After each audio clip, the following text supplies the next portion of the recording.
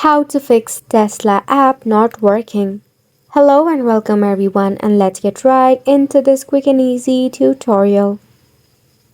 If your Tesla application is not working, first and foremost check if your application is undergoing an update. When your application is going under an update, there might be the chance that you will not be able to launch or the application will simply not work. Have some patience and try again to relaunch it later. However, if the issue still persists, there might be a technical glitch or the bug issue.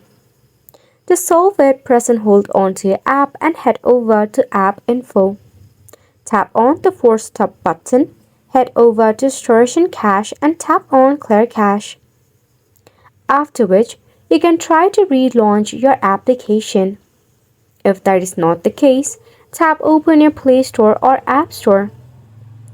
Tap on the search icon to search for Tesla app. In here, we'll be checking if there is any available update that we are missing out. If there is any, make sure that you update your application. Also check that your application and your car is connected. You can either restart your application, your mobile device, or the connectivity in your car. And that is how you'll be able to fix your application not working. And it's a wrap for the video as well. Thank you so much for tuning in.